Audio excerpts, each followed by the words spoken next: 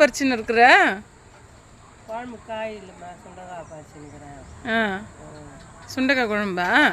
நாங்கள் வந்து சுண்டக்காய் குழம்பு தான் வச்சு போடுவியா? சுண்டக்காய் நல்லதுமா, வயிற்றுக்கு சூப்பராக இருக்கும்.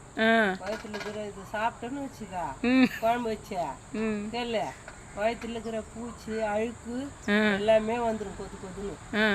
அதனால இது சுண்டக்காய் வந்து அவ்வளோ நல்லது. சுண்டக்காய் குழம்பு சாப்பிடலாமாடா? இன்னும் இங்கே என்ன பண்ணுறீங்க? வா.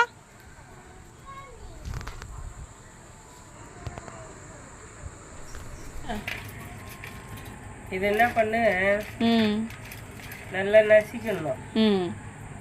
வேற ஒன்றும் இதில் ரொம்ப ஒன்றும் வேலை இல்லை.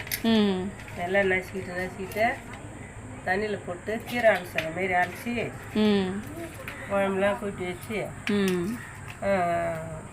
அப்போ வந்து அரைச்சிட்டு அப்படி தண்ணி பிடிச்சிட்டு அதில் போடணும்.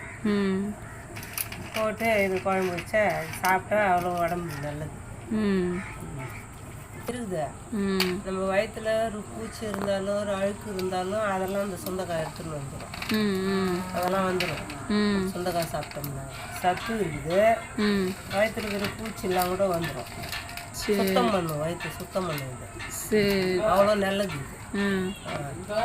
சுண்டைக்காய் நிறைய காய்க்கும் போது அதை எடுத்து நல்லா நசுக்கி வாரி வச்சுக்கணும். அது கொஞ்சம் உப்பு போட்டு குலுக்கி வச்சு காய வச்சு வச்சிடணும்.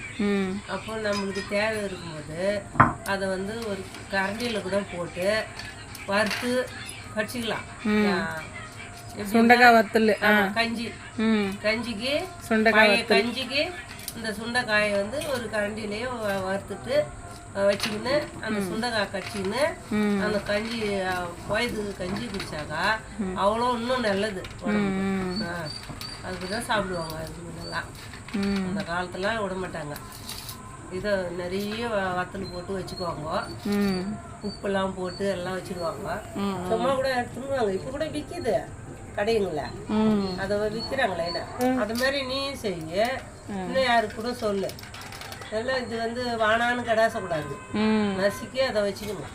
ஈஸியாக கிடைக்கிற பொருள், சத்தான பொருள், உடம்பு நல்லது. அதை வச்சுக்கின்னு நசுக்கி வச்சுக்கலாம், பயன்படுத்திக்கலாம்.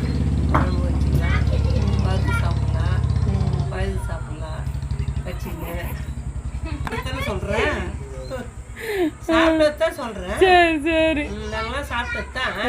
தண்ணியில் கூட போட்டு லேசாக தண்ணியில் போட்டு லேசாக எண்ணெய் ஊற்றி குளிக்கி வறுத்துட்டு அப்படியே கடிச்சுன்னு சாப்பிடுவோம். சரி, சாப்பிட்டதான் சொல்கிறேன்.